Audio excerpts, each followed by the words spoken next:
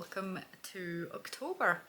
I mean, it's been October for a while now, but nevertheless, I'm here with a small TBR for October and one relevant book that I've already finished. So let's start with what I've finished. And I'm only including this in this video because it's called October. It's a non-fiction book by China Mayville and it is about the Russian Revolution. It was really interesting and well written, really well researched. It's got a long list of sources and recommended reading at the end, but it was difficult to get through. It took me a long time to get through 300 pages because the events of the revolution in 1917 in Russia it's so convoluted. There are so many names and places and movements and political parties and factions, and it's a lot to take in, so it was a really slow read, but it was nevertheless really interesting if you're interested in that sort of historical narrative. And I think as well, while the author claims that he endeavours to be as objective as possible, I know that he is a Marxist himself, I think. He's very left-leaning anyway, so there might be some of that coming through as well, which I don't mind. It was still very interesting. And so yeah, that's October by China Mayville, which I picked up mostly because I want to read everything that he's written. He is one of my top favourite authors. I've read nearly everything else he's written. I've still got some short stories and things, and I think a middle grade book maybe that he wrote that I haven't read yet. But apart from that, I think I've read everything he's written. And I'm still waiting to read the book that he's written together with Keanu Reeves, which I'm looking forward to so much. But that's for another month. In October, sorry, it's early, I need my coffee. In October, we're gonna read 3 books.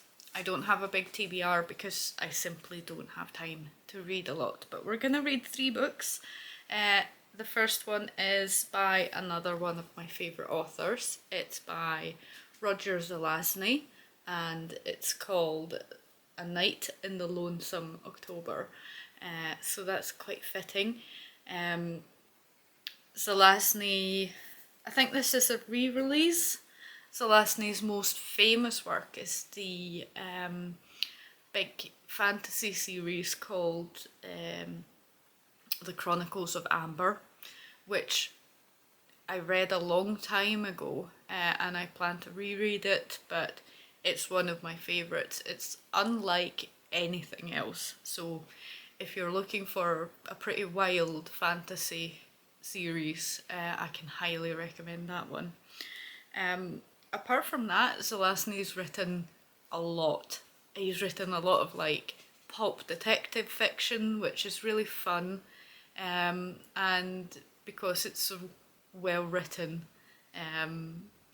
they're mostly quick, really good reads. So, but this one, here's what it says on the back. All is not what it seems. In the murky London night, a knife-wielding gentleman named Jack prowls the street with his faithful watchdog Snuff, gathering together the grisly ingredients they will need for an ancient, unearthly rite. For soon after the death of the moon, black magic will summon the elder gods back into the world, and all manner of players, both human and undead, are preparing to participate. Some have come to open the gates, some have come to slam them shut. Now the dread night approaches, so let the games begin. How cool is that? That sounds so good, and I cannot wait to get started with this one. That's A Night in the Lonesome October. And next up, we have one that I picked up a while back. I don't think I've seen anyone else review it. I might have missed it. I don't watch everything. This is All the Dead Lie Down by Kyrie Macaulay. And look at that cover. Isn't it? Oh, it's so pretty. It's really, really nice. And I picked this up a few months ago. Mainly the cover spoke to me, but I think it sounds really interesting. It starts like this. The sleeping house was very much awake. Days after a tragedy leaves Marin Blythe alone in the world, she receives a surprising offer of a nanny position from Alice Lovelace, an acclaimed horror writer and childhood friend of Marin's mother. Marin accepts and soon finds herself minding Alice's peculiar girls. Thea hosts funerals for her dolls, while Wren does everything in her power to drive Marin away. Then Alice's eldest daughter returns home unexpectedly. Evie Hallowell is every bit as strange as her younger sisters, and yet Marin is quickly drawn in by Evie's compelling behaviour and ethereal grace.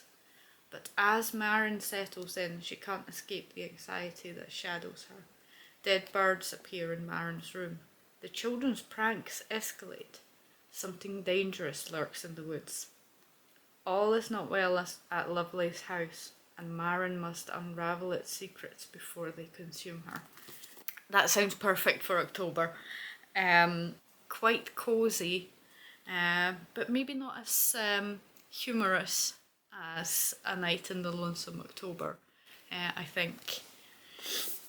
So the next one, we're gonna go wild with the new Soul Park Jelly Massacre by Cho Yeon. And look at this madness of a cover. I feel like, oh, the visuals. And the description for this one is quite short. She stared blankly at the limbs that fell from the sky and squashed like pudding against the ground. She ran, looking straight ahead, amid the festival-like sounds of people screaming and bodies exploding like firecrackers. Absolutely mad. Oh, I've not seen this. Look at this madness. Wow. And it's the same on the other inside cover. It's so cool.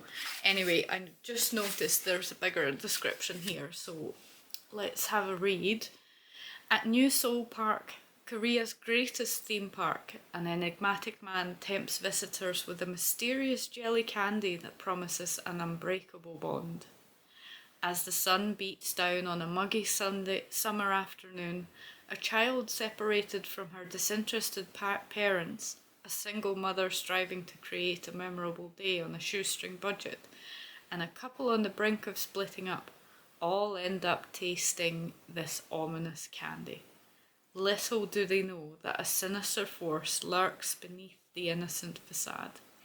The sweet and innocent soon turns grotesque as the jelly becomes the catalyst for a sticky, sweet massacre. Oh, that sounds amazing and darkly funny, and absolutely bonkers. I love this eye. I do love a creepy eye on a book or on anything, really.